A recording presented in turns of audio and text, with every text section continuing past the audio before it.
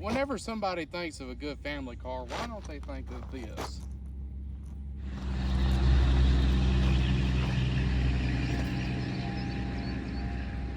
What you're looking at is a 2009 Toyota Sienna CE. It is a base model. It is one of two that I own, and it's currently got 280,000 miles on it. It's got sliding doors that are really convenient for loading kids in. As you can see by the car seat, that we currently use that feature a fair bit. One of my favorite features of the 2009 Toyota Sienna is the ability to pull two straps in rapid motion, if that wasn't in the way. Now you got more cargo space, and just don't fold your kids up in that. A little bit of a closer look on this interior back here. It's very spacious.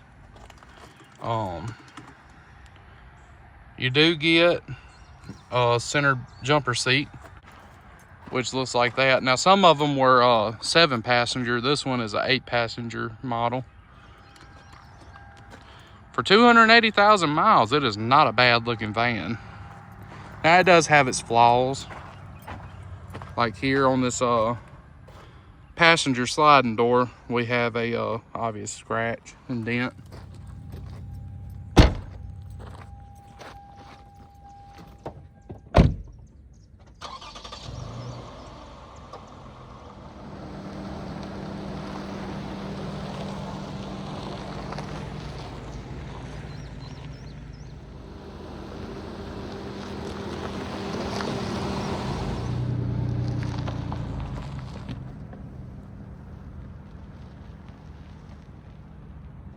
All right, here we are now inside the Sienna, and I'm gonna go through a little bit of an overview of what all I like and dislike about this vehicle in particular, and I can kind of give you some comparisons between this van and my wife's van. So one of the things I really like about this van compared to my wife's, which is the same generation, same interior, same color, same everything, is mine is a base model. So I don't have, you know, hers has heated seats right here in this panel. Mine's a cubby hole with some dipping sauce in it.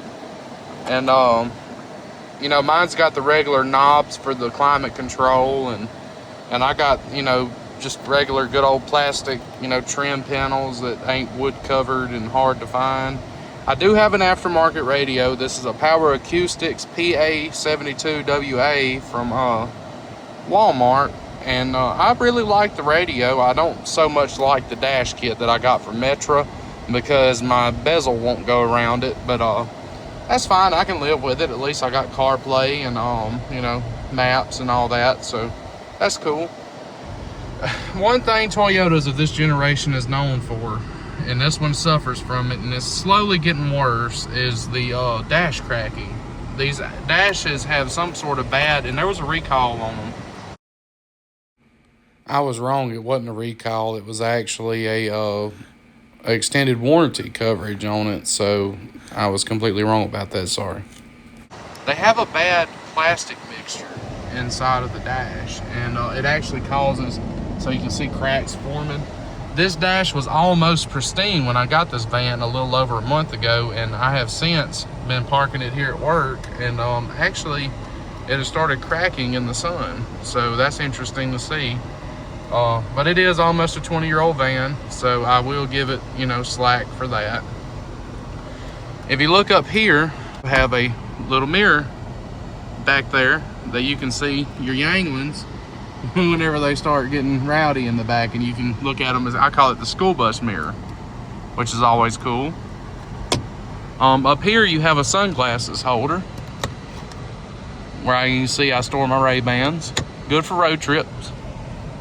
Power windows, power locks, power mirrors.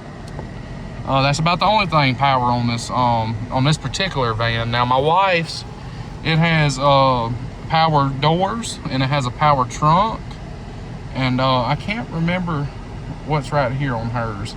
There's your tire pressure monitoring system reset, which mine currently has a light on. because I have a bad wheel sensor. Pretty typical with Toyotas of this age and mileage. Now all we have down here is we have another cup holder and a little coin slot where you can keep some quarters. You have this nice center console here, which this like kind of serves as like a writing pad slash a little desk. You got a little cubby here you can keep some stuff in. It ain't very deep. And let me just open my auxiliary cup holder. One thing about a minivan, guys, is you ain't got to worry about running out of cup holders. And you can fold this down as a pass-through where you can get to the back, which is really neat. If you wanted to do something like a camper van conversion, this will be a great candidate for that, because these seats can come out. This whole second row right here can come out, and you can fold the third row down and have a completely open cargo area in the back. As for the seats in these vans, this one came with these nice cloth seats. I really like this cloth versus the leather because it doesn't get as hot in the summertime. And this is the interior of my wife's 2008 Toyota Sienna XLE. It doesn't, I mean, you see 280,000 miles and this thing looks pristine on the inside, which a lot of that is owners, you know, care. This thing was well cared for. It was owned by an elderly couple, and it was a really well cared for van. Now my wife's, on the other hand, the leather driver's seat is cracking, but it hasn't had as much love in its life, and it also has 204,000 miles on it. But overall, this is a great vehicle. Plenty of room in the back for youngins, and I mean, if you want to transport adults back here, I'm 6'4" and I fit perfectly fine back here. And matter of fact, when I ride in my wife's, I prefer to ride in the back with the baby. So every passenger in the rear, except for the center passengers, obviously, get their own individual air vents, which can be controlled by this panel up here. As you can see, that can be controlled from there, or you can control it from the front right here. If you want to let the rear passengers control it, you turn this knob over to rear, or you can control, it'll mirror whatever temperature you have right here if you use it over this direction. But if you turn it to rear, it gives the rear passengers full control. So they want cold air, they can turn it all the way to cold, neutral, or hot. Put it on their floor vents, crank the fan up, or turn it completely off over here on the side. So that works really well. You know, it's got lights on every corner. So that concludes my inside tour of this 2009 Toyota Sienna. As far as a good family vehicle, I would recommend this Toyota Sienna platform. For the newer Siennas, I would be a little weary of them, and for the older Siennas of this generation that had a 3.3 liter V6, I would be weary of them also.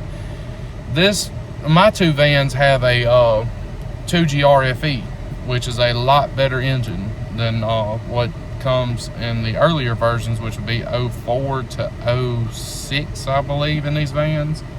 They come with a 3.3 liter. I can't remember the engine family name, but they had a timing belt design, and they had a couple of, you know, major issues that would grenade the van. The 2GR FE seems to be a pretty good motor. We have had our vans for quite a while, and we haven't had much issue other than my wife's van had a blown head gasket when we bought it, and that was a fun one to change. But if you ask any questions, I'll try to answer them in the comments below, and thank you for watching.